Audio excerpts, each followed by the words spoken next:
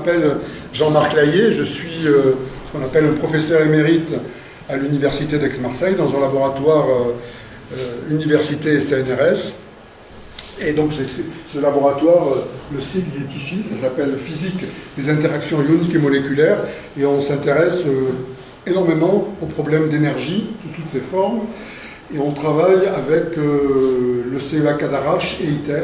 Donc on est une centaine, on est 120 dans ce laboratoire, et il y a 80 personnes au moins qui travaillent directement dans le domaine de la fusion thermonucléaire contrôlée, sous toutes ses formes, c'est-à-dire depuis le cœur du plasma. Je ne vais pas vous parler, sauf si à un moment donné, dans les échanges, je voulais savoir quelque chose, mais ce n'était pas dans mon intention de vous parler de la fusion thermonucléaire contrôlée, bien que ce soit mon boulot. Voilà. Et donc, il y a Aix-Marseille Université qui est une des tutelles, et le CNRS qui est l'autre tutelle de ce laboratoire. Alors, j'ai commencé par cette image. Alors, je ne vais pas vous demander ce que c'est, parce que peut-être que ça ne vous parle pas. C'est un tableau. Ça, c'est quelqu'un qui s'appelle Prométhée. Prométhée, voilà. C'est un dieu. Ça, c'est l'humanité. Et cette image, ça représente Prométhée qui donne le feu à l'humanité. Le feu, en fait, c'est l'énergie. Donc, il y a tout, vous voyez, ça date de la Grèce antique. Pas le tableau, hein, mais la mythologie date de la Grèce antique. Et donc, c'est tout ça pour vous montrer que la notion d'énergie apportée à l'humanité et ce que l'humanité en a fait en bien et en peut-être un peu moins bien, mais c'est quelque chose qui date vraiment depuis des millénaires. Alors, vous voyez, ça c'est l'évolution des températures sur la Terre depuis l'an zéro. Vous voyez qu'il y a des hauts et des bas, et ce qui est intéressant de voir, c'est les échelles de temps. Vous voyez, de là à là, vous avez 200 ans. Plus 200 ans, plus 200 ans, etc. Donc il y a une évolution où même lorsqu'il y a ce qu'on appelle le petit âge glaciaire qui a eu lieu entre 1500 et puis 1800, donc ça fait 1500-1800, ça fait 300 ans, vous voyez, il s'est passé quelque chose, évidemment, la température a énormément baissé. Et puis à partir d'un certain moment, c'est-à-dire aux alentours des années 2000, alors 2020, ce serait juste là, vous avez une croissance tellement brutale que ça modifie complètement la façon d'appréhender les changements climatiques. Il y a eu des changements climatiques. Hein. Pendant ces périodes, il faisait très froid.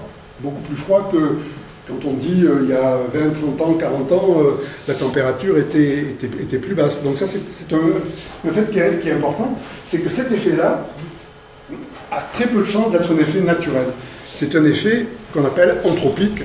Anthropique, ça s'écrit A-N-T-R,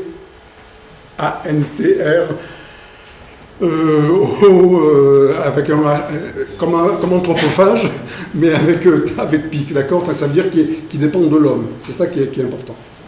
Donc vous voyez, alors je vais vous parler d'énergie parce qu'il s'avère que cette montée de température extrêmement violente en temps, vous voyez, c'est très court. Hein, donc là, on était pratiquement au niveau, donc c'était à la fin des années 1900 et quelques, et là on est en 2000, et vous avez une augmentation de température qui est phénoménale.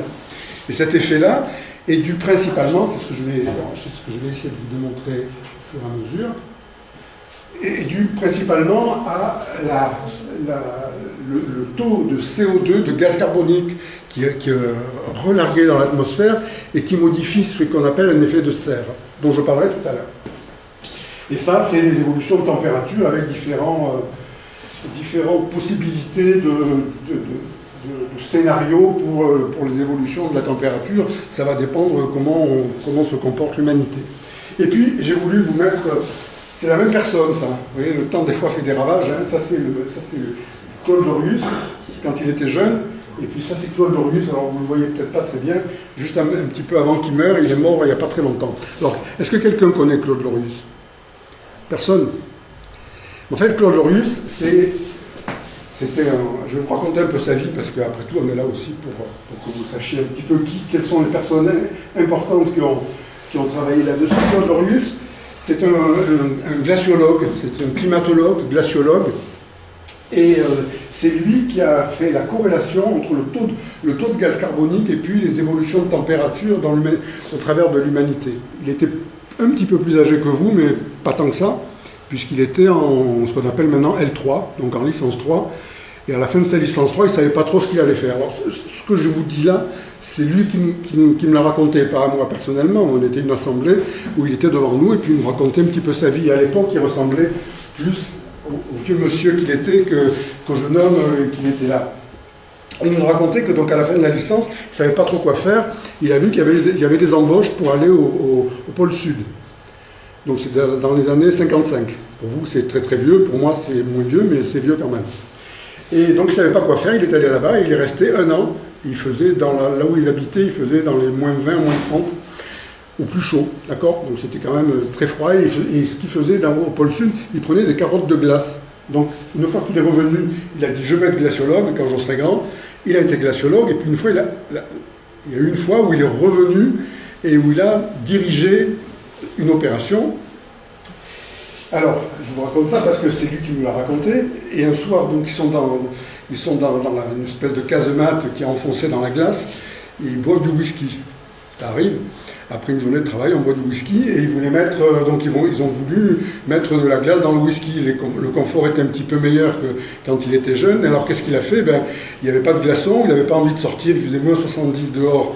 Il a pris un bout de carotte de glace, c'est interdit, il ne faut pas le faire, hein, parce que voilà, c'est quand même du matériel scientifique. Donc il a cassé un bout de glace, il l'a mis dans son verre de whisky, et puis en buvant le whisky, il a vu des bulles. Il s'est dit, mais ces bulles... mais c'est vrai ce que je vous raconte. Hein. Ces bulles, elles ont l'âge de la carotte de glace. C'est-à-dire, c'était plusieurs millions d'années. Et donc, le gaz qui est dans ces bulles, c'est un gaz qui a plusieurs millions d'années. C'est un gaz quasiment fossile. Et à partir de là, il a utilisé des appareils de mesure qu'on appelle des spectromètres de masse, et il a étudié la composition du gaz. Et il a fait une corrélation, en première approche, entre l'épaisseur de la carotte, année par année, et puis la composition du gaz. Il a fait une corrélation entre le taux de gaz carbonique et puis la température. Et donc c'est comme ça, c'est pour ça que je le mentionne, parce que c'est quand même quelqu'un qui est très peu connu.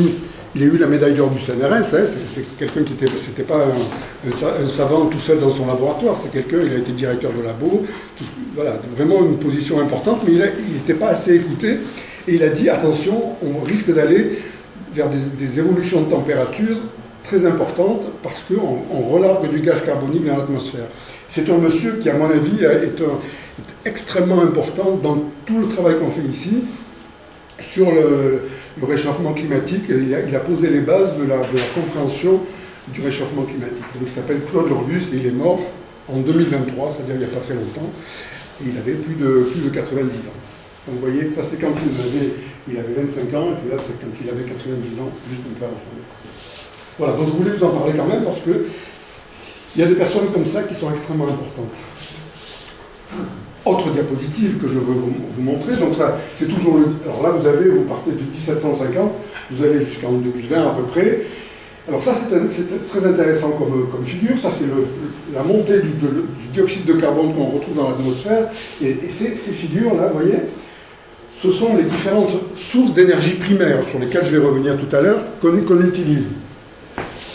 En bas, c'est le bois. Alors, vous voyez, le bois, ça n'a pas beaucoup changé hein, depuis 1800 jusqu'à maintenant. En gros, on en utilise peut-être même un peu plus. Ça, c'est le charbon, le pétrole, et puis tous les petits trucs qu'on rajoute par-dessus, eh bien, c'est le nucléaire, les énergies qu'on appelle renouvelables, puis je vous en parlerai tout à l'heure. Alors ça je veux mettre l'accent sur quelque chose qui est très important. Ce qu'on peut lire des fois, c'est les changements, c'est les transitions de différents types d'énergie. Vous voyez, on peut le lire ça, hein, on part par exemple du bois, puis après on a le charbon, puis on passe du charbon au pétrole, puis on passe du pétrole aux autres énergies. Et vous voyez bien que ce n'est pas vrai.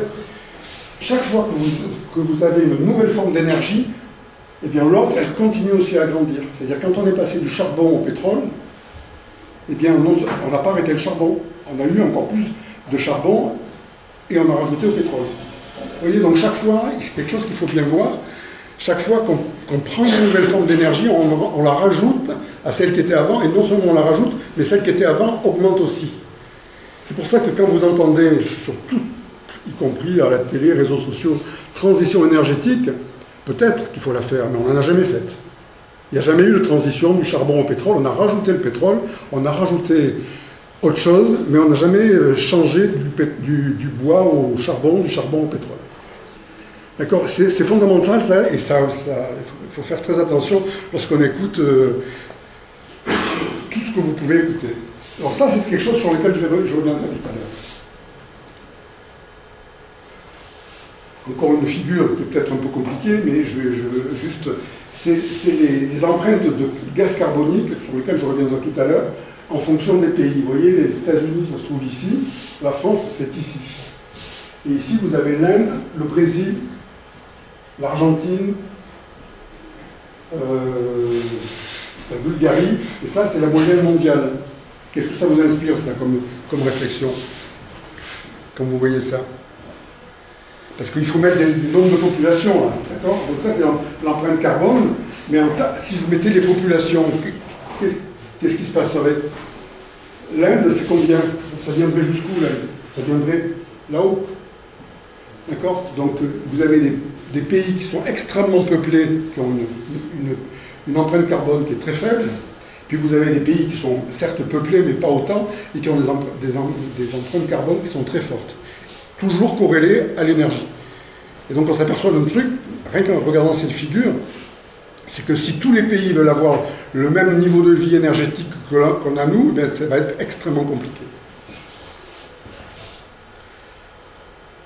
Alors l'effet de serre, je vais très vite parce que je vais encore en parler.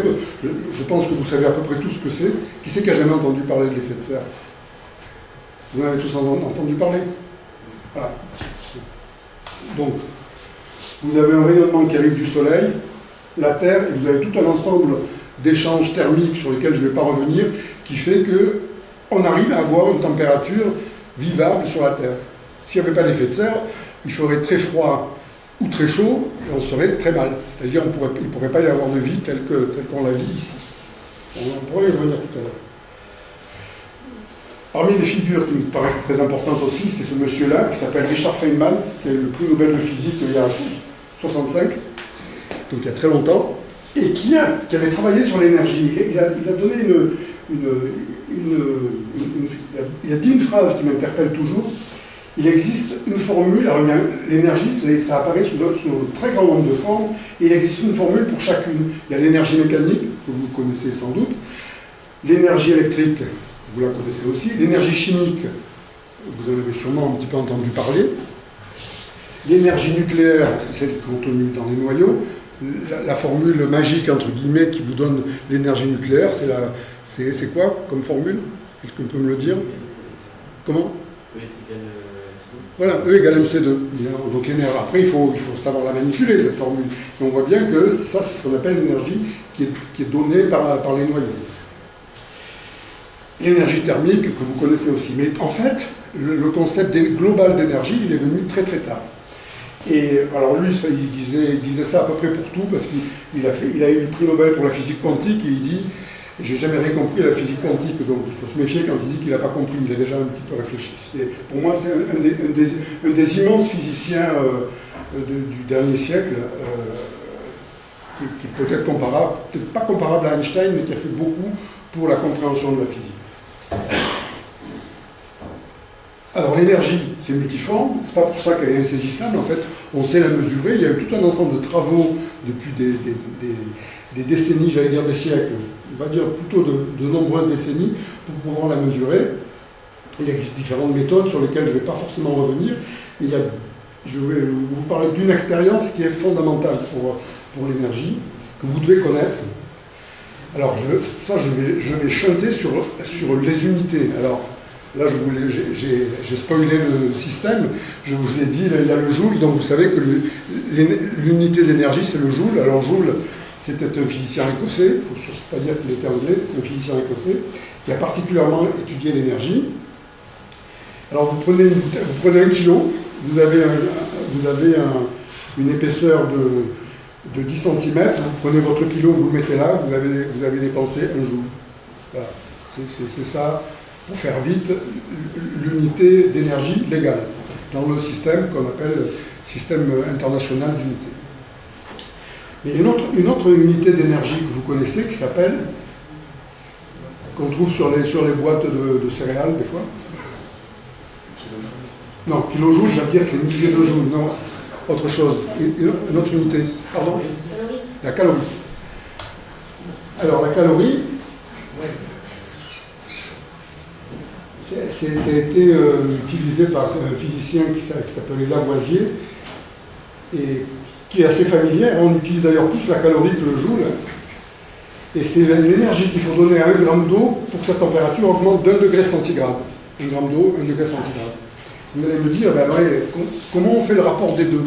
Puisque finalement, on vous dit, je mets de l'énergie, donc je mets de la chaleur, je fais monter la température, ou bien je prends, je fais de la mécanique finalement, je prends un poids et je le mets sur un support. Eh bien, il a fait une expérience qui est fondamentale et qui est la base de la thermodynamique et de la thermique moderne. Il a fait une expérience qu'on appelle l'expérience de Joule, voilà, l'équivalence travail-chaleur. Alors là, vous la décrire, cette expérience. Alors, c'est fait, ça, c'est pas moi qui l'ai dessiné, hein, évidemment, ça représente un peu le dispositif expérimental de Joule. Vous avez un système avec une poulie, donc vous voyez, vous avez une manivelle, vous remontez le poids qui est ici.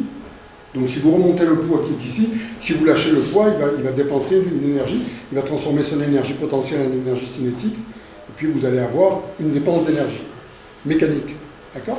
Et pendant qu'il tombe, il va faire tourner les pales de ce système. Vous voyez, ce sont des pales dans une bouteille thermos, c'est-à-dire quelque chose qui est, je ne sais pas si vous utilisez souvent le mot, qui est adiabatique. Ça vous parle le mot adiabatique? Oui, non? Ça perd pas, ça, c'est une bouteille thermos, voilà, vous n'avez pas de déperdition de chaleur. Vous avez un thermomètre là-dedans, et il s'aperçoit que lorsque il fait descendre le poids, je vous la joue rapide, hein, parce que la manip elle est un petit peu plus compliquée que ça, les pales se mettent à tourner, et il voit qu'il y a une élévation de température dans ce fluide-là, qui est due à la rotation des pales, qui est elle-même due à la descente du poids. Donc il fait les corrections qui vont bien, et il s'aperçoit donc qu'il y a une équivalence entre le travail et puis la chaleur qui a été apportée à la cuve ici. À partir de là, il y a la première équation fondamentale qui relie l'apport de chaleur et le travail mécanique. Et à partir de là, on parle de l'énergie interne, et c'est toute la thermodynamique qui va se développer à partir de ce qu'on appelle le premier principe de la thermodynamique. Donc ça c'est fondamental, et c'est pour ça que maintenant on arrive à parler de l'énergie globalement avec une seule unité. Et alors la correspondance, donc là c'est la description, mais évidemment mes slides seront à votre disposition. La correspondance c'est 1 calorie égale 4,18 joules. Voilà. Donc on a une seule unité pour toutes les formes d'énergie chimique, nucléaire, etc. etc. Ça c'est extrêmement important, je ne vais pas le démontrer, ça se démontre d'un point de vue mathématique d'ailleurs. L'énergie, elle se conserve. Alors ça c'est quelque chose que vous devez avoir en tête, je vous demande de l'admettre, ça veut dire que vous ne pouvez pas en créer de l'énergie. Elle existe, elle est dans notre environnement, vous avez de l'énergie, mais vous ne pouvez pas la créer. C'est pour ça on reviendra sur la notion de création d'énergie renouvelable, etc. Donc elle se conserve. Alors qu'est-ce que ça veut dire, elle se conserve? Ben, ça veut dire que si vous avez une énergie mécanique que vous transformez en énergie thermique, par exemple, ben, vous avez une correspondance. Vous avez le passage d'une énergie à une autre, mais vous ne l'avez pas créée. Et la plupart du temps, je dis bien la plupart du temps, lorsque vous passez d'une énergie à une autre, c'est-à-dire mécanique à électrique ou mécanique à thermique, vous avez ce qu'on appelle entre guillemets des pertes. Des fois ces pertes sont dues aux objets que vous avez, des fois c'est dû à la physique et vous ne pouvez pas faire mieux, ce qu'on appelle les moteurs thermiques. Alors je ne sais pas si vous avez utilisé peut-être les moteurs thermiques, vous êtes en terminale, c'est ça? Pas évident que vous ayez vu la notion de moteur thermique avec deux sources de température, mais on pourra en discuter. Voilà, donc cette conservation de l'énergie, elle est fondamentale et il faut que ce soit toujours notre fil directeur. Et des fois, je reviendrai là-dessus. Alors donc elle a de multiples formes, mais elle se conserve, c'est ce que je viens de dire. La notion d'énergie, ça veut dire que la notion d'énergie renouvelable, elle est discutable. Si l'énergie se conserve, ce qu'il faut admettre, comment peut-on dire que l'énergie se renouvelle? Et il y a un souci. Vous allez voir comment on arrive scientifiquement et rigoureusement à passer par-dessus ce problème. En fait, on ne la crée pas, on la convertit ou on la transforme. Alors, ça c'est l'énergie. Alors la puissance, ça vous l'apprenez en terminale. Qu'est-ce que c'est la puissance? Allez, lâchez-vous, c'est pas grave. On est entre nous là, on n'est même pas filmé. Hein? La puissance, c'est une composante de l'énergie. Ça, j'aime pas trop ça. Une composante, je comprends pas ce que ça veut dire. Moi, je connais la composante d'un vecteur, mais C'est la puissance de temps. c'est la puissance par l'unité de temps. Donc c'est une composante si vous voulez, mais on rajoute le temps quand même. C'est-à-dire si je vais au sommet du Mont Blanc en 4 jours, ou si j'y vais en courant en une demi-journée, ça doit à peine être faisable, ben je dépense la même énergie, supposons que ce soit le même bonhomme, voilà. C'est la même énergie, mais c'est pas la même puissance. D'accord ? Alors souvent on mélange un peu à la fois la puissance et l'énergie, en particulier lorsqu'on parle des sources d'énergie. Tout le monde est OK avec?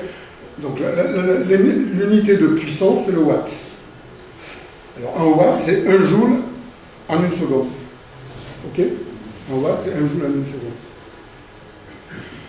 Alors, et si je parle de kilowattheure, qu'est-ce que c'est alors ça? Alors, watt, on a dit que c'est puissance. 1 kilowatt, c'est 1000 watts. Et 1 kilowattheure, qu'est-ce que c'est? Une puissance, une énergie? Eh oui, on est passé de joule à watt en divisant les joules par le temps, et si je remultiplie par rapport au temps, je retrouve de l'énergie. Donc c'est une énergie qui est plus pratique pour la vie de tous les jours. Bon, on peut regarder l'évolution des consommations électriques, etc. Donc 1 kWh, ça représente 3600 kJ. Vous voyez, donc c'est plus pratique de parler de kilowattheure, vous gagnez un facteur 1000 quasi. La tonne équivalent pétrole, alors ça c'est peut-être comme je fais des fois, c'est exposé pour des gens qui font de l'économie ou du droit. La tonne équivalent pétrole, c'est l'énergie thermique développée si on fait brûler 1 tonne de pétrole. Et ça, vous pouvez le trouver dans des articles qui parlent d'énergie au niveau d'un pays, par exemple. Mais en fait, ça revient, on peut montrer que, on appelle ça TEP, tonne équivalent pétrole, ça fait 42 milliards de joules. Il suffit, c'est une définition. C'est un type de pétrole, quand vous le brûlez, vous dégagez 42 milliards de joules. Et donc, en fait, 1 tonne équivalent pétrole, ça correspond à 11 600 kWh. Donc, souvent, quand on dit tel pays consomme 8 tonnes équivalent pétrole, ça veut dire 8 fois 11 600 kWh. Donc, ça, pour le coup, c'est simplement une façon d'avoir des échelles énergétiques plus pratiques. Quelques chiffres. Juste maintenant, on va rentrer un petit peu dans le vif du sujet. Vous voyez, au Canada, c'est assez vieux ça, mais l'ordre de grandeur est bon. Vous avez 15 000 kWh par habitant. Ça, c'est la consommation électrique. Vous voyez, la France, c'est 8 000 kWh. Mais ça suffit. Évidemment, ça, c'est uniquement l'électricité. En fait, c'est beaucoup plus compliqué. L'énergie que vous allez consommer dans un pays, il faut tout considérer. Donc par contre, en kilowattheure, ça vous fait quelque chose de l'ordre de 92 600 kWh pour le Canada. La même chose pour la France. À mon avis, ces chiffres ne sont plus vraiment... mais ils ne sont pas loin. Voilà. Il y a pas de... Par contre, ce qui est important aussi, c'est que l'Inde, vous voyez, par habitant, vous avez 0,5 tonnes équivalent pétrole. C'est-à-dire 5800 kWh. Donc vous avez un facteur, vous avez un facteur 10 entre la Chine et l'Inde, et puis vous avez un grand facteur entre les pays de l'OCDE, c'est-à-dire les pays dits développés, et puis des pays comme l'Inde, qui sont très nombreux. Vous voyez bien que si l'un veut rattraper l'autre, on risque d'arriver dans des situations un peu compliquées. Alors, ça c'est très important. Dans les énergies, il y a ce qu'on appelle l'énergie primaire, c'est celle qui est dans la nature, que vous avez. Ça peut être donc le vent qui souffle, le soleil qui arrive, l'énergie nucléaire qui est dans un morceau d'uranium-235, voilà, d'accord ? Vous avez, c'est l'énergie de base avant toute transformation, quasiment avant toute transformation. Les énergies secondaires, c'est lorsqu'on commence à partir d'une énergie primaire et puis petit à petit on la convertit en autre chose. Si vous avez une énergie solaire que vous convertissez en chaleur dans un chauffe-eau solaire, eh bien vous allez avoir l'énergie primaire et puis vous allez avoir la chaleur récupérée sur votre chauffe-eau solaire. Et puis chaque fois, vous allez avoir évidemment une perte, soit intrinsèque à la physique, soit parce que les systèmes sont imparfaits. Et les énergies finales, ben c'est à la fin, vous avez par exemple de l'électricité, l'énergie finale, et l'énergie d'usage, ben vous refaites tourner un moteur électrique avec votre électricité par exemple. D'accord ? Et puis là, vous allez encore forcément avoir une perte fatale. Alors la définition des énergies premières, je viens de le dire, là, elle sera donnée dans ces diapos. Évidemment, tout ça, ça doit être en cohérence avec les lois de la physique, parce que souvent c'est quelque chose qu'on oublie. Alors l'énergie primaire, c'est par exemple le bois, charbon, gaz, pétrole, vent, soleil, tout ce que je vous ai dit. Et si elle n'a subi aucune conversion, c'est avant toute utilisation, on dispose d'une certaine quantité d'énergie qu'on appelle primaire. Et l'énergie délivrée au consommateur, c'est l'énergie finale. Bon, ça c'est toujours très intéressant comme cours. Vous voyez, c'est toujours pareil. Là, on démarre en 1970. Et le jaune, c'est le nucléaire, et c'est la production d'énergie primaire par énergie. En France, vous voyez que l'énergie nucléaire en France, elle est extrêmement importante. C'est une des caractéristiques de ce qu'on fait en France. Alors, je vais faire un petit discours sur les énergies durables et les énergies renouvelables. Alors, ce qu'on va appeler source d'énergie renouvelable, en fait, c'était une source d'énergie qui se reconstitue avec des constantes de temps très courtes, à l'échelle de l'humanité. C'est-à-dire que ça peut être 1 jour, 2 jours, 10 jours, 1 an. Là, on va parler d'énergie renouvelable. Mais vous allez voir qu'il faut discuter de ça et il faut faire attention. Donc il y a l'importance du temps humain dans ce qu'on entend, dans ce qu'on voit, dans ce qu'on entend quand on entend parler d'énergie renouvelable. Et puis il y a les énergies durables. Alors elles vont être épuisables. C'est par exemple, si vous regardez l'uranium, alors l'uranium il n'y en a pas pour il n'y en a pas pour énormément d'années, mais il y en a quand même. Vous pouvez avoir des temps importants de l'ordre de 200, 300, 400 ans. Lorsque vous pouvez disposer d'une énergie primaire, on va dire qu'elle est durable. Vous voyez, même entre guillemets, elle ne se renouvelle pas. Alors vous allez me dire, mais vous nous avez dit que l'énergie se conservait et vous nous parlez d'énergie renouvelable. J'en parle parce que vous l'entendez et vous le voyez. Mais en fait, la seule énergie qui donne ce qu'on appelle la renouvelabilité des énergies, c'est ça. Et ça, c'est le soleil. Alors le soleil, qu'est-ce qu'il y a dans le soleil ? Vous avez de l'hydrogène, vous avez de l'hélium aussi, et vous avez des réactions nucléaires. Et en fait, tout ce qui est donné par l'énergie renouvelable, sous le vocable énergie renouvelable, en fait, tout vient du soleil. Le soleil ça va être la lumière que vous recevez, ça va être aussi, avec la rotation de la Terre, plus Coriolis, plus ce genre de choses, les marées, les vents, etc. Mais c'est quand même le soleil qui est le principal apport d'énergie.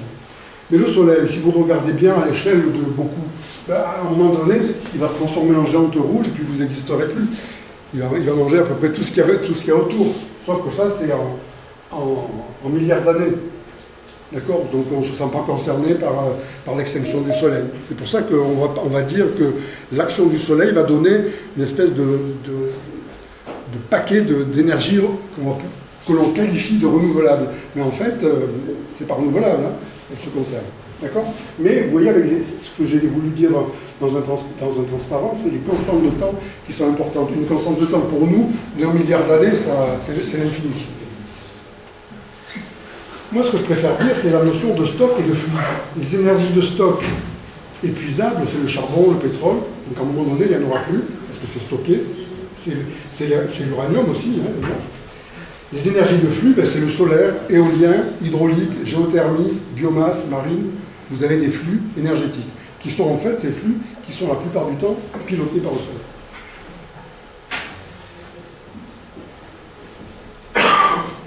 Et ça, c'est la figure qui me paraît fondamentale. Quand vous avez l'énergie primaire ici, à la fin, vous avez l'énergie finale, et puis pendant tout ce qui se passe, pendant le transport, la production, la transformation, vous perdez de l'énergie. Cette énergie, elle peut se transformer en chaleur, qu'on appelle, de temps en temps, on l'appelle la chaleur fatale.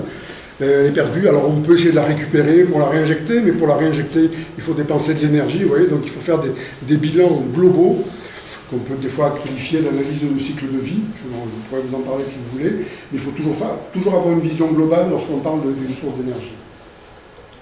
Alors là, ça va être un peu, peut-être, je vais aller assez vite parce que c'est pas très réjouissant de présenter des choses comme ça, mais les différentes sources d'énergie fossile, vous avez le charbon, le gaz naturel et le pétrole.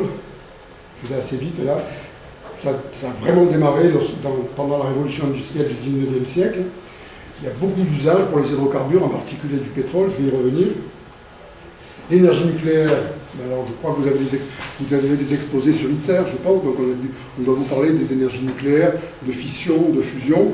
Ce sont des énergies où l'énergie primaire, c'est soit l'uranium, soit le mélange deutérium-tritium qu'on trouverait dans les réacteurs de fusion si un jour ça commence vraiment à marcher. Voilà.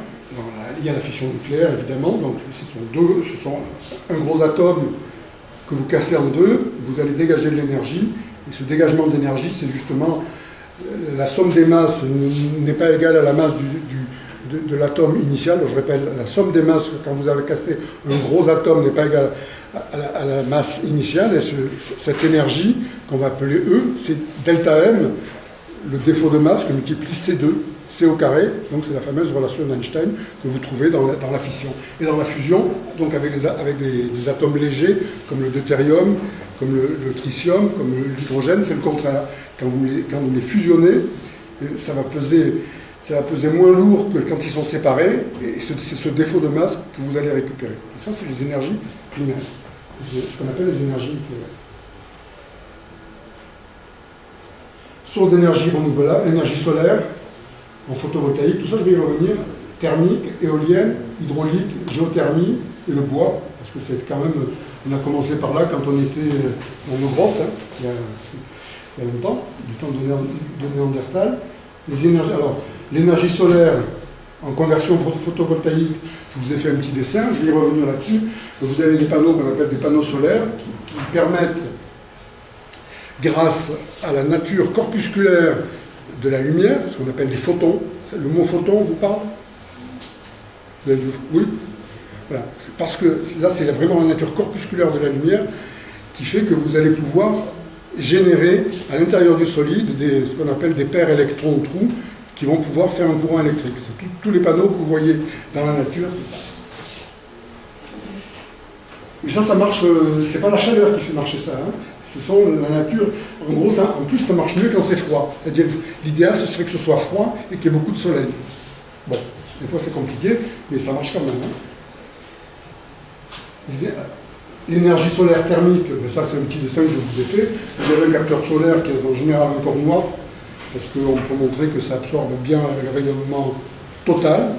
Donc là, c'est vraiment la chaleur, et puis vous avez un système d'échangeur qui vous permet, à partir donc du soleil, de la chaleur, parce que, produite par le soleil, de vous chauffer ou de faire autre chose avec du soleil. Les énergies éoliennes, ça on commence à en voir un petit peu partout. Je vais vous expliquer un peu comment ça marche. L'énergie hydraulique, là, l'énergie hydraulique, on a l'énergie potentielle de l'eau qui est dans un barrage. Vous avez une chute d'eau et vous récupérez l'énergie potentielle de l'eau sous forme d'énergie cinétique. Et avec cette énergie cinétique, vous allez pouvoir faire de l'électricité. Je vais y revenir. Hein. La géothermie, là vous avez des systèmes, des gradients de température dans l'intérieur du sol, et on joue avec ça pour, par exemple, chauffer les maisons. C'est tout ça qu'on appelle l'énergie renouvelable. Bon.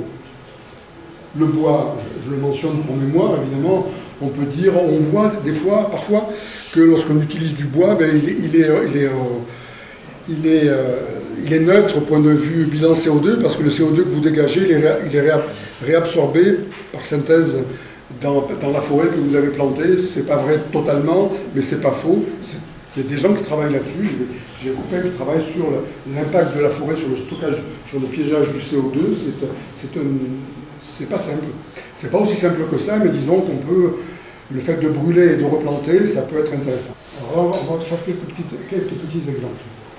Une fois que je vous disais, après je vais revenir sur la façon de fabriquer l'électricité. Donc ça, c'est pas vraiment... Vous prenez...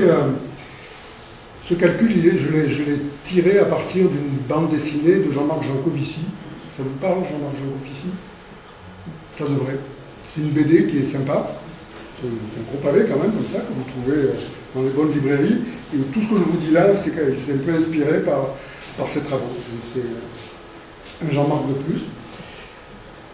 Voilà, vous prenez le métabolisme de base de l'individu. Donc ça, vous savez qu'on consomme à peu près de 2500 kilocalories par jour. Voilà, donc en gros, si on fait le calcul, on peut fournir, un homme peut fournir 0,5 kWh par jour en travail de force. Vous me croyez sur parole, les calculs sont très simples, vous pouvez les faire. Alors, vous retenez bien, 0,5 kWh par jour. L'énergie contenue dans 1 litre d'essence, c'est 10 kWh. Un homme, le travail qu'il va faire dans la journée, 0,5 kWh, 1 litre d'essence, c'est 10 kWh. Vous voyez qu'à partir du moment où on a commencé à avoir de l'énergie liquide qu'on pouvait mettre dans des bidons, on s'est dit, enfin on ne s'est pas dit comme ça, je fais mon cinéma là. Mais on voit bien qu'on a une possibilité, si on corrèle ça à de la technique, à fabriquer des machines, on a des possibilités qui s'ouvrent à l'humanité, qui se sont ouvertes à l'humanité extraordinaires. C'est-à-dire un homme, 0,5 kWh, 1 litre d'essence, 10 kWh. D'accord ? Donc une voiture, ben, vous voyez, vous avez là, il y a des ordres de grandeur de chiffres, en fait. Il vous faudrait, je ne sais pas combien de personnes, 8000 personnes pendant le même temps pour une voiture qui consomme 5 litres au 100 km. Vous voyez, voilà, c'est des relations qui ont été plus ou moins introduites par Jean-Marc Jancovici, mais qui donnent des ordres de grandeur. Quoi. Une voiture, c'est 8000 personnes. Vous voyez. Bon. Et alors lui, il appelle ça l'équivalent esclave. Moi, je ne vais pas aller jusque-là, mais ça veut dire qu'à un moment donné, la machine a réellement remplacé l'homme, et c'est le pétrole qui a vraiment fait une révolution, mais non pas une transition, parce que toutes les autres énergies, on a continué à se faire. Alors plus d'images, toujours c'est Jean-Marc Jancovici, vous voyez, 100 watts pour les jambes, 10 watts pour les bras, 60 kW pour un tracteur, ça fait 600 paires de bras et de jambes. Si vous avez un tractopelle, ça fait 10 000 paires de bras, un gros camion, ça fait 4 000 paires de jambes, et un avion, ça fait 1 million de paires de jambes. Bon, c'est des équivalences à la Jancovici. Mais ça donne des idées un peu hallucinantes sur l'énergie qui est transportée par le pétrole. Voilà. Et donc, ça c'est pareil, c'est tiré de Jancovici. Nietzsche voulait faire des surhommes, le carbone l'a fait. Et en gros, c'est le pétrole qui l'a fait, parce qu'on dispose donc de possibilités énergétiques colossales. Et là, à partir de là, comme il y avait du charbon, écoutez bien ce que je dis, comme il y avait du charbon, on pouvait faire de la métallurgie, puis on a fait travailler nos neurones, il y a eu une explosion de toutes les machines possibles. À partir des concepts de la machine à vapeur qui datent du 19e siècle, on a pu faire tout ce qu'on voit actuellement. Donc toutes les machines. Je vais vous parler de quelque chose qui est important, parce que toujours pareil, ça nous interpelle beaucoup, surtout en ce moment où on parle d'électrification. Comment on fait pour générer l'électricité? En fait, pour générer l'électricité, on ne la crée pas, l'électricité. On fait toujours ce que je vous ai dit, on prend une énergie primaire et puis on la transforme jusqu'à fabriquer de l'électricité. Tout ça en corrélation avec les lois de la physique. Alors par exemple, vous avez une énergie primaire que vous allez transformer en énergie mécanique. Alors ça peut être quoi? Je vous donnerai un exemple. Ça peut être par exemple une chute d'eau qui entraîne une roue, qui entraîne une turbine, qui entraîne un alternateur, et vous avez de l'électricité. D'accord? Donc cette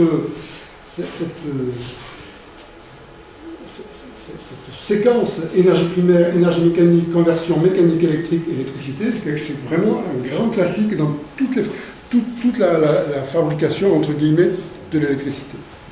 Alors par exemple, ce que je viens de vous dire, alors ça, est-ce que vous devez avoir des cours sur les moteurs, non? Vous avez des cours d'électrotechnique, hein?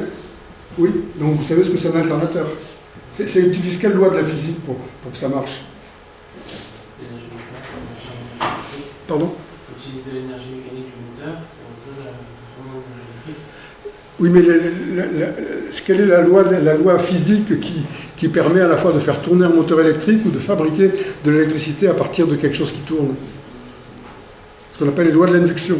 Je ne sais pas si vous l'apprenez comme ça, c'est le fait que si vous faites passer un courant électrique devant un champ magnétique, ben, vous allez avoir des forces qui vont se développer, ou si vous faites passer un fil devant un champ magnétique qui bouge, vous allez créer une force électromotrice d'induction. Donc là, je pense que c'est dans vos courses, et ça c'est la base, c'est ce que vous trouvez dans les voitures, hein, c'est la base de toute la transformation électrique-mécanique, transformation électromécanique. Qui n'a rien à voir avec le moteur à explosion. Alors, génération d'électricité, ce que je vous ai dit, vous avez de l'eau ici, là il y a un barrage, vous avez un débit, vous entraînez une turbine, un générateur qui est en fait un alternateur, transformateur, et puis après vous allez sur le réseau. Voilà. Vous passez d'une énergie potentielle, énergie cinétique, énergie mécanique, ici, transformation, énergie mécanique, énergie électrique, et puis injection sur le réseau. C'est un exemple typique. Alors ça, c'est une énergie qui est quelque part qui est sympathique, l'énergie hydroélectrique, parce que, on va dire, elle ne pollue pas trop, il faut fabriquer un peu des choses, des outils pour que ça marche, mais une fois que vous avez fait le barrage, c'est assez peu polluant. Le bilan carbone, il est quasiment nul. Mais quel est l'inconvénient de l'énergie électrique en tant qu'objet sur un territoire? Là, on quitte la physique, là. On rentre dans le domaine aménagement du territoire, politique, etc. Oui. On ne peut pas stocker l'énergie électrique. Vous ne pouvez pas la... C'est le problème de stockage, je suis d'accord avec vous, mais on peut ne pas la stocker, mais elle est stockée là. C'est-à-dire, vous pouvez diminuer le débit ici, et puis le stockage, vous le faites par l'énergie potentielle. Non, c'est difficile. L'énergie hydroélectrique, elle est très bien, sauf que lorsqu'on fabrique de l'énergie, des dispositifs d'énergie hydroélectrique, on a une emprise sur le territoire qui est énorme. Si vous regardez le barrage de Serponçon, par exemple, vous êtes tous allés vers le barrage de Serponçon, j'imagine, hein, ou de Sainte-Croix. Les deux grands lacs qui sont dans la région. On a quand même noyé des villages, on a déplacé des populations, etc. Et à l'époque, quand ça s'est fait, on ne discutait pas trop, quoi. C'était comme ça.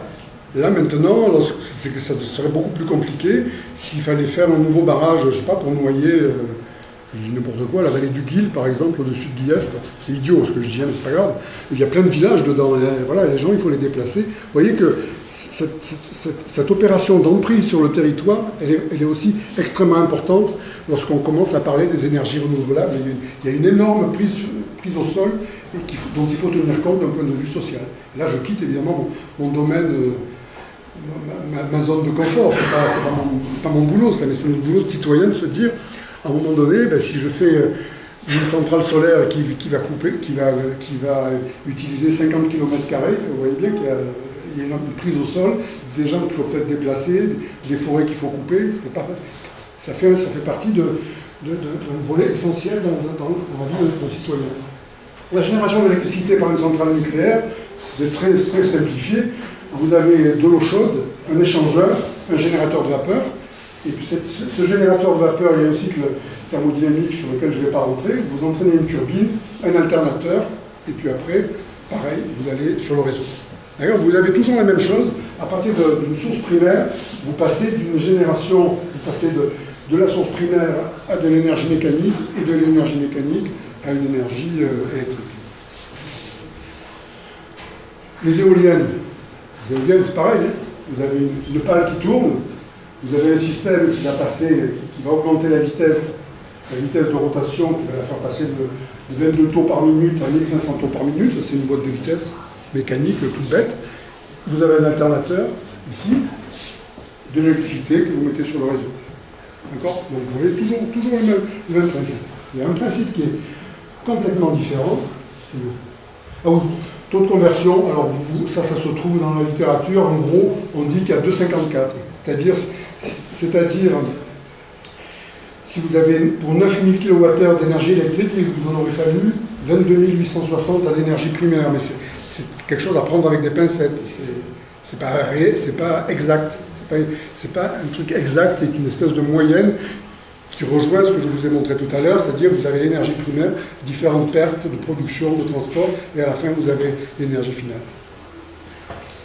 Alors je vais m'attarder sur... Je vois que je vais pas assez vite peut-être. Je vais m'attarder sur ça. Ça c'est une cellule photovoltaïque. Alors, cellule photovoltaïque, ça ne marche pas comme tout ce que je vous ai dit avant. On fabrique de l'électricité directement. Vous avez des photons qui arrivent sur deux matériaux semi-conducteurs, comme dans vos téléphones, hein, comme une puce. Et chaque photon va libérer un électron et ce qu'on appelle un trou. Un trou, c'est en fait une absence d'électrons qui vont être injectés dans un circuit et vous allez fabriquer de l'électricité directement depuis le soleil sur le panneau photovoltaïque. Donc effectivement, on peut dire que c'est sympathique parce que le soleil, c'est inépuisable à nos échelles de temps et puis vous fabriquez de l'électricité. Le petit problème, c'est la prise au sol. Il faut des surfaces immenses pour avoir quelque chose de significatif. Et puis c'est la fabrication des panneaux solaires qui est quand même pas évidente du tout. Il faut du sable, il faut des usines, c'est extrêmement polluant. Et donc on se retrouve, et il faut de l'énergie, on se retrouve encore dans un système où il faut être très prudent. Alors par exemple, pour disposer d'une puissance de 1 gigawatt pendant un an, c'est-à-dire 8700 gigawattheures, il faut 50 kg de tritium. Ça, je pense que la personne qui vous fait une conférence sur ITER vous le dira, c'est-à-dire supposer qu'un système de fusion thermonucléaire fonctionne, comme le tokamak, comme ITER, pour développer cette énergie, il faut 50 kg de tritium. Bon, ça fait beaucoup, mais ça fait 50 kg de tritium. Ce sont des ordres de grandeur qui ne sont pas hallucinants. Vous allez voir, on va aller vers de plus en plus hallucinant. Sinon, il faut 27 tonnes d'uranium. Vous allez dire, c'est beaucoup. Oui, c'est beaucoup. Il n'y en a pas tant que ça sur la Terre. On voit bien que c'est durable, mais il va falloir trouver d'autres systèmes pour continuer à faire de l'énergie nucléaire si on veut. Là, ça devient horrible. Il faut 170 tonnes de fuel ou 260 tonnes de charbon à l'heure pendant un an. D'accord ? Pour développer cette énergie, il faut 170 tonnes de fuel ou 260 tonnes de charbon à l'heure pendant un an. Donc vous multipliez 260 tonnes, vous regardez combien il y a d'heures dans une année, puis vous allez avoir un résultat qui est hallucinant. Donc là, c'est des masses extraordinaires de déchets aussi qu'il faut gérer. Et ça c'est actuel. C'est pas peut-être, ça c'est actuel, c'est comme ça que ça marche. Ou alors il faut 1200 tonnes d'eau par seconde tombant de 100 mètres de hauteur. Donc vous voyez, il faut des gros barrages aussi si on veut arriver à des créations entre guillemets d'énergie suffisantes. Où il faut 5 milliéoliennes à mégawatt. Peut-être que j'accélère, là, c'est ça? Oui, commencer à regarder un peu le temps. Ou 30 km² de panneaux solaires. Je ne veux pas finir là-dessus, mais je voulais vous montrer ça. Ça, c'est un collègue qui travaille à Marseille, qui est directeur de recherche au CNRS, qui a fait cette étude, et qui vous donne les émissions directes de CO2 en fonction des outils éolien, solaire, hydraulique, nucléaire, charbon, gaz naturel, fuel. C'est l'empreinte CO2. Ça. En émission directe de CO2, vous voyez que éolien, solaire, hydraulique et nucléaire, c'est zéro. Une fois que ça marche, il n'y a pas de rejet de CO2. En tout cas, pas significatif. Par contre, charbon, gaz naturel et fuel, vous avez des rejets qui sont significatifs. Mais si en plus vous regardez ce qu'on appelle l'analyse du cycle de vie, c'est-à-dire quelles sont les énergies, quelle a été l'empreinte carbone pour fabriquer ces dispositifs, alors là, vous allez avoir 12,5 grammes de CO2 par kilowattheure, 55, 6, 1060, 730 et 418. Donc vous augmentez encore l'empreinte. Donc vous voyez, ces énergies dites renouvelables, en fait, entre l'éolien et le solaire, c'est pas si neutre en carbone que ça. Il y a aussi une empreinte carbone. Donc pareil, je fais un clin d'œil quand ça m'arrive de temps en temps de regarder la télé, quand j'entends voiture électrique empreinte carbone zéro, ben, c'est pas vrai. Actuellement, une voiture électrique, surtout si c'est des, comment on appelle ça, des SUV, des gros machins qui pèsent une tonne et demie, avec les batteries et tout ça, l'empreinte carbone, elle est plus importante que si vous avez une voiture thermique qui est déjà amortie, si vous regardez l'analyse complète du cycle de vie. Alors pourquoi faut-il stocker l'énergie électrique? Ben, il faut la stocker, si vous avez une voiture, il faut la stocker parce que de temps en temps vous rechargez et puis vous redémarrez. Et puis si on voulait utiliser des batteries pour gérer l'intermittence, c'est-à-dire le fait que de temps en temps il y a du vent, de temps en temps il n'y a pas de vent, de temps en temps il y a du soleil, il n'y a pas de soleil, ben, il faudrait, et si on dit on va stocker ça avec de l'énergie, avec des batteries, l'énergie contenue dans toutes les batteries du monde actuellement, ça ne dépasse pas 1 TWh. Donc ça ne marche pas. Il faut trouver autre chose. On n'aura peut-être pas le temps d'en parler, mais c'est pas grave. Donc évidemment aussi le problème avec les énergies dites renouvelables, le problème des ressources minérales. Il va falloir trouver des métaux, il va falloir. Ce dont on risque d'avoir le plus besoin, c'est le cuivre. Alors, il y a des calculs qui montrent qu'il faudrait, si on veut vraiment transiter, en tout cas développer fortement les énergies décentralisées, genre éolien, ben, il faudrait récolter autant de cuivre que ce qu'on a récolté depuis le début de l'humanité au cuivre. D'accord? On voit bien qu'il y a un petit problème. Je vous montre surtout les problèmes qu'il y a. Alors finalement, pourquoi consommer autant d'énergie à votre avis? Parce que là, c'est une transparente conclusion. Finalement, je vous ai parlé un peu d'énergie, mais finalement, vous allez me dire, pourquoi il nous faut tant d'énergie? À votre avis, ça vient finalement. Essayez de nous donner un peu des idées là. Qu'est-ce que ça va être la raison pour laquelle finalement on est arrivé dans notre société où on utilise pas mal d'énergie. Il y a des pays qui en utilisent 10 fois moins que nous. Hein? Oui, ça c'est les usines, mais vous voyez ce qui est écrit dans ce transparent, en fait, au début, lorsque vous aviez des chasseurs-cueilleurs, ben, ils n'utilisaient pas tant d'énergie que ça, quoi. Ils avaient leur force de travail, et puis une structuration de la société qui était très peu énergivore. Et au fur et à mesure qu'on a augmenté la durée de vie, géré l'agriculture pour ne pas avoir de famine, et petit à petit faire des villes, etc., etc., donc arriver à un système occidental tel qu'on le connaît, eh bien il a fallu dépenser de l'énergie, mais la corrélation positive, c'est que la médecine a fait des progrès, la science aussi, mais la technique a fait des progrès, et on a pu, donc il y a une espèce d'évolution de l'humanité qui va dans le sens d'une amélioration à première vue des conditions de vie, en particulier des conditions de santé, des conditions d'alimentation, pour faire vite. Et puis après des conditions de loisirs, évidemment. D'accord? Donc pourquoi on a consommé? Parce qu'on est parti du chasseur-cueilleur de base pour arriver à l'homo sapiens sapiens sapiens que nous sommes. Alors les enjeux, l'humanité se trouve actuellement confrontée à plusieurs contraintes contradictoires. Il faut des besoins croissants en énergie, en particulier en Inde. En Chine, ils commencent à nous rattraper, mais la Chine, je me souviens, une année, j'étais allé à une conférence en Chine, dans une ville qui s'appelle Hefei, qui était au centre de la Chine, à la télé. Alors, je ne comprends pas le chinois, hein, mais quand je vois un ciel bleu, je dis il fait beau.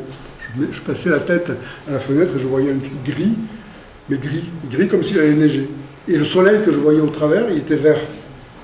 Il y a une diffusion de particules, du soleil par des particules qui faisait que je voyais le soleil vert. Ça n'a rien à voir avec le film que vous connaissez peut-être, mais ça veut dire que c'était tout pollué. Parce qu'en fait, ce que j'ai appris, c'est qu'il y avait des dizaines de centrales thermiques au charbon tout autour de la ville qui alimentaient la ville en électricité. Donc, ils sont dans un état de pollution qui est redoutable. Et donc ils travaillent beaucoup aussi pour les énergies, le développement d'énergie, en particulier de l'énergie nucléaire. Bon, il faut donc des effets sociétaux, ce que je vous l'ai dit, c'est les petites échelles de temps, les mandats politiques, et les effets environnementaux, c'est les grandes échelles de temps, mais qui souvent sont difficiles à gérer pour revenir à l'arrière. Bon, il y a souvent la confrontation des deux échelles, les problèmes ouverts sur l'énergie primaire, on le connaît à peu près toutes, le transport, le stockage, j'en ai parlé, le rendement, les effets anthropiques. Alors anthropique, ça s'écrit comme ça, vous voyez, donc anthropique, ça veut dire qu'ils sont dus à l'homme. Et les différents usages, et évidemment l'aménagement du territoire et la prise au sol. Et à la fin, j'ai rajouté sobriété, parce que peut-être qu'à un moment donné, il faudrait... Vous voyez que tout ce que je vous ai dit fait que on ne peut pas continuer à augmenter les productions d'énergie telles qu'on l'a fait. Pour nous, en Occident, ça se stabilise, mais il y a des pays qui sont extrêmement loin de notre niveau de consommation d'énergie, et c'est effectivement un vrai problème. Vers une transition, je ne sais pas. Comment est-ce qu'on est prêt à aller vers une transition? Qu'est-ce que ça signifie, aller vers une transition? Vous voyez là, je vous ai remarqué, c'est la dernière diapositive, c'est la répartition géographique de l'usage d'énergie primaire. Ça, c'est la moyenne. Elle est là. En abscisse, c'est en gigatonnes équivalent pétrole, je ne me souviens plus de l'unité, c'est en tonnes équivalent pétrole, pardon. Donc peu importe, vous voyez que les États-Unis, l'Amérique de l'OCDE, c'est là, l'Europe, c'est ici, et vous voyez que toute cette partie-là, Asie, sauf la Chine et l'Afrique, sont largement inférieures en consommation à ce qu'on fait nous. Donc imaginez qu'on se cale tous par là, c'est compliqué aussi, mais ça veut dire que tous ces pays-là devraient beaucoup moins consommer. Vous voyez, on est confronté dans l'énergie à des effets qui sont redoutables, et où il ne peut y avoir qu'une position, une situation au niveau géopolitique mondial. Pour revenir à ce que je vous avais montré au début, vous voyez que là pour l'instant on n'a pas de transition, tout mon discours fait que j'ai peur qu'on se dirige difficilement vers une transition. On va améliorer certaines choses, il ne faut pas oublier non plus qu'on n'aura bientôt pas le choix, parce que dans 30, 40, 50 ans il n'y aura pas de pétrole, il y aura moins de pétrole, la fracturation des roches, de gaz de schiste, vous voyez, il y a tout un système qui me dépasse d'un point de vue géopolitique. Donc faut-il aller vers une transition, sachant qu'on est là. On est ici. Tout ça, là, c'est les petites. C'est ce dont je viens de parler, c'est le nucléaire et les énergies dites renouvelables. Voilà, 100% de renouvelables en France, c'est pas à gagner. Pour des raisons, je ne vais pas rentrer dans le détail, on pourra en discuter. Eh bien, je vous remercie de votre attention. Il y a encore quelques diapositives, mais ce sera peut-être l'objet des discussions. En tout cas, je vous remercie de m'avoir écouté.